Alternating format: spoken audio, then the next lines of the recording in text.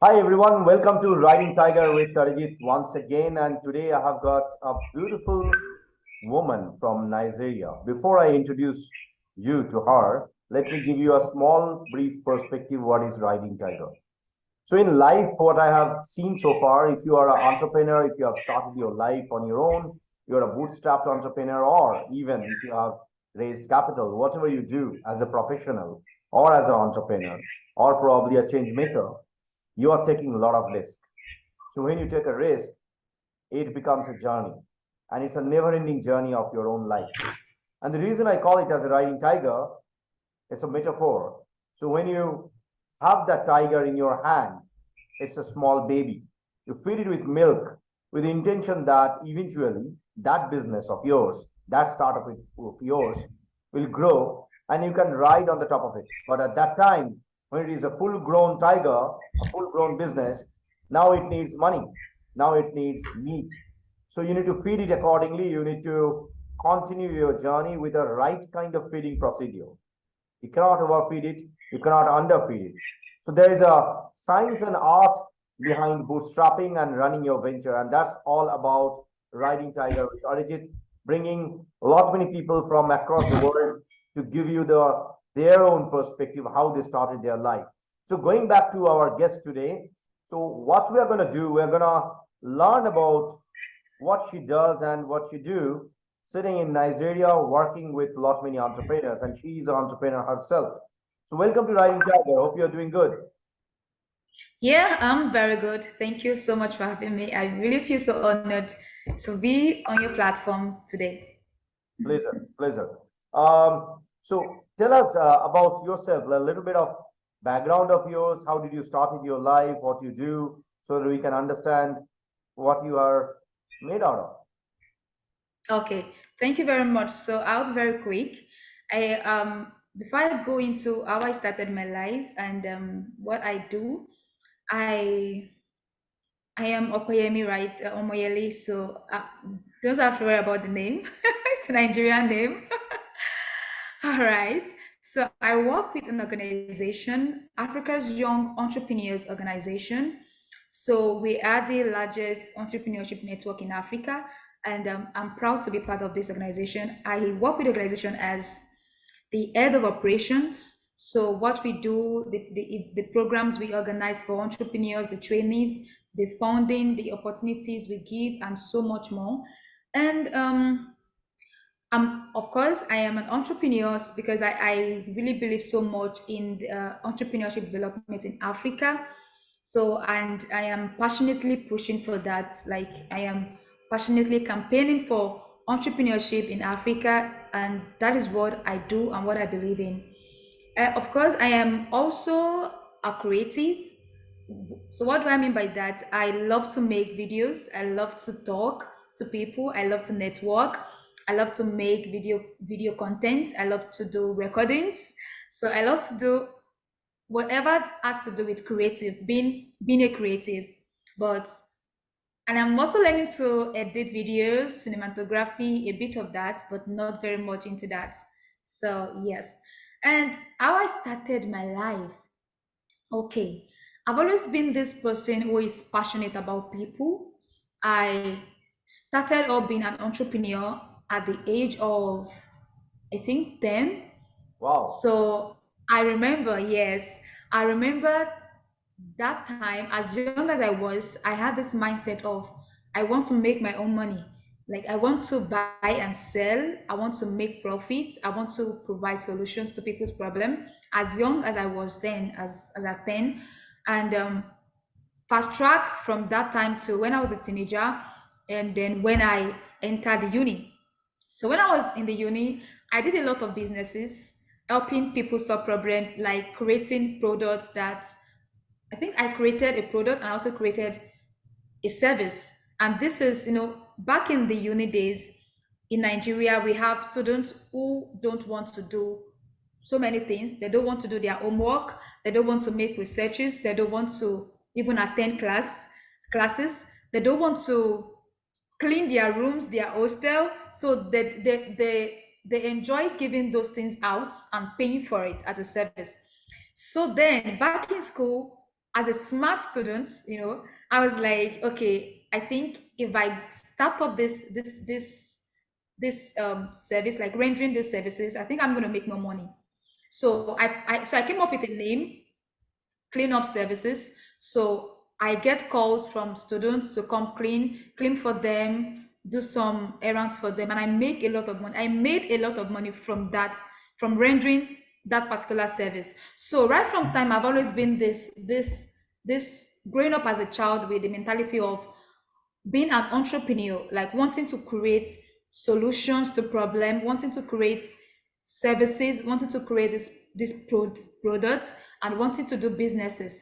And that has really helped me in joining this organization that I am now. And of course, my my principal will always say, my president, that's my boss, he will always say that whatever your mind can conceive as an entrepreneur, then you can do. So True. whatever you can, yes. Did you get that? Yeah, of Like course. whatever, So yeah. I'll give you a perspective of mine. Like if you feel Mm-hmm. that if you feel that you're gonna create 100 people company, eventually you'll create a Mm-hmm. 100 people company. If you Yes. think if you think that you'll be making 1,000 people company, you will make that 1,000 people company. But it depends on how you are actually executing it. So execution Yes. is the key. Exactly.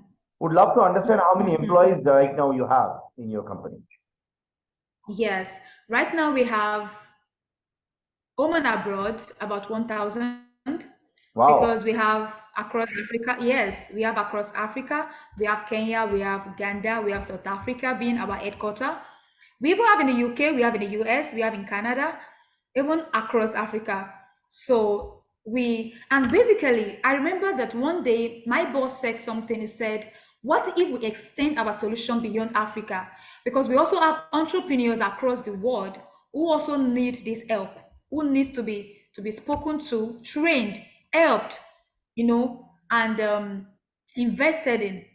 So when I say I believe so much in entrepreneurship in Africa, I would say I believe so much in entrepreneurship across the world. Like every single country should embrace entrepreneurship.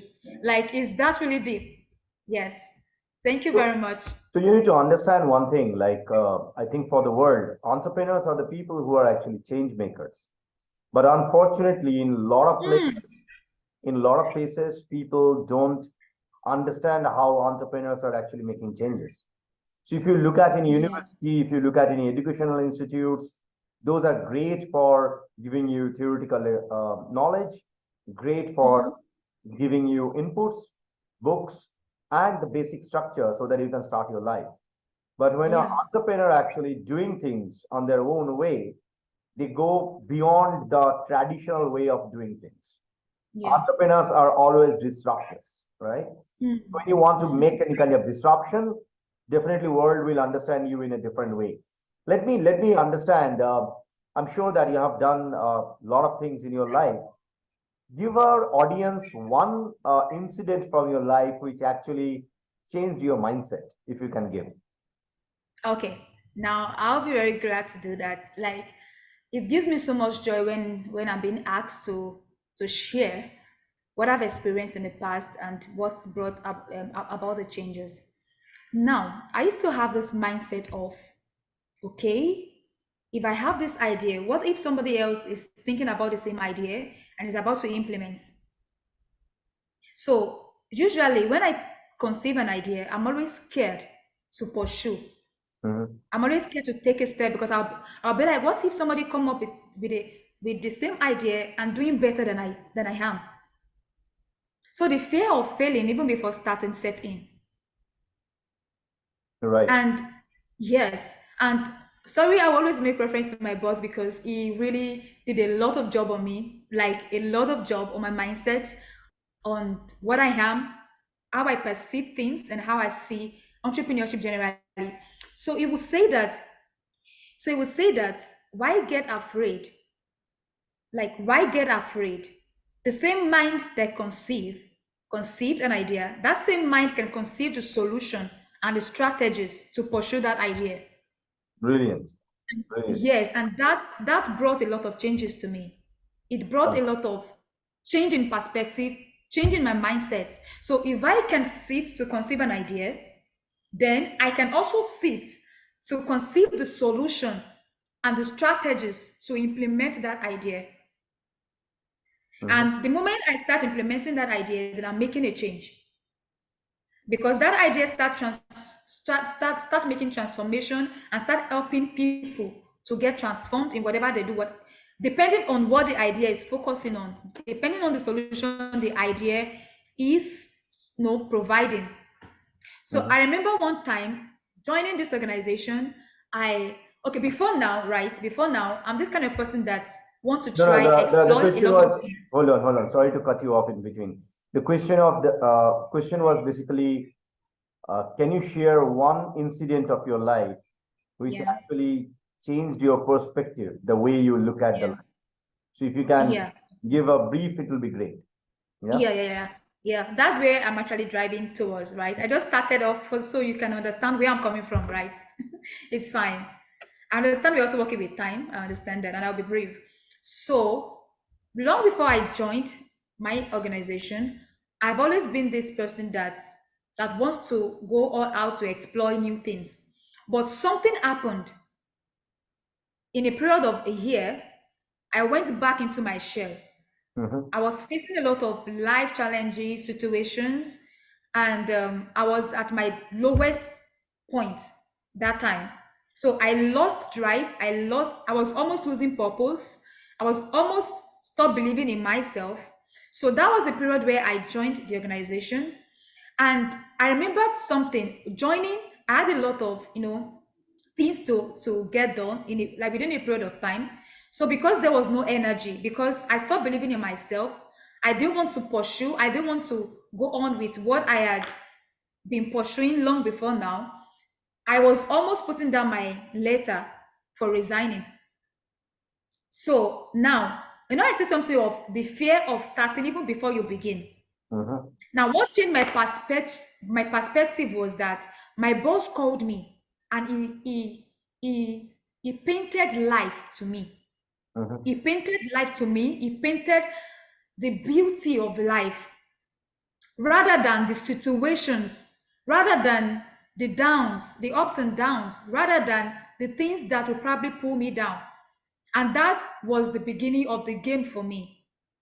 Like for example, you calling me out and telling me that despite all the things that you've been through, there are so many beautiful things that you can still get done. And it spoke life to me. And one thing you can do for even entrepreneurs out there is calling them and speaking life to them.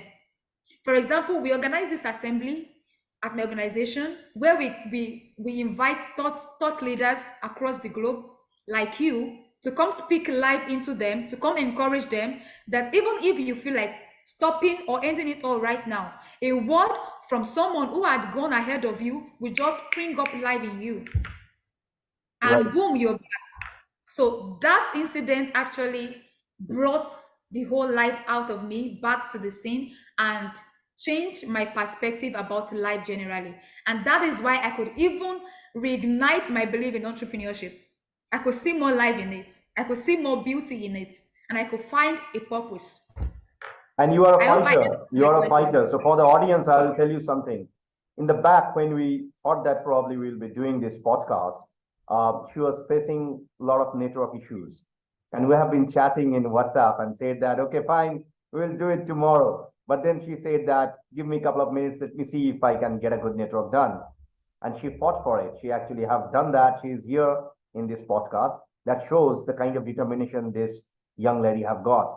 Kudos to you. My next question to you is, what is success for you? How will you define success? Thank you very much. Well, some people would say success is having a lot of money, having cars, building houses, giving birth, getting married, and finding the love of your life. But for me, success is fulfilling purpose. Like fulfilling, fulfilling, not the money, not the fame, not the marriage. Of course, marriage is good, money is good, fame is fantastic. But for me, success, in one word, is fulfilling purpose. Brilliant. How will you define life? What is life for you? Before now, I have always believed that life is complicated. You have to have a lot of things to get your life, have people surround you, this, that. But for me, life is being in a very healthy environment and finding peace. Because when you find peace, you can tackle anything. When you have peace. Okay, earlier today, because in Nigeria right now, this is just evening, Mhm. right? So earlier today, I wrote something on my Instagram, short content about finding peace. So many people attach finding peace to so many things. People believe that it's until you are in love because before you can find peace. It's until you get that job before you can find peace. It's until you have that money before you can find peace. But for me, finding peace is beyond all of that. Finding peace is getting what you love to do and doing it. For me, right now, I am enjoying life. Why? Because I find peace in what I do. I don't have the best money. I don't have the best houses. I don't have the best cars, but I enjoy what I do. I enjoy pursuing the cause of entrepreneurship in countries. I enjoy I find peace in developing people to stand for themselves, to fight for themselves, and to become somebody. I find peace in what I do, and that is life for me. So life is Correct. finding peace in whatever you do.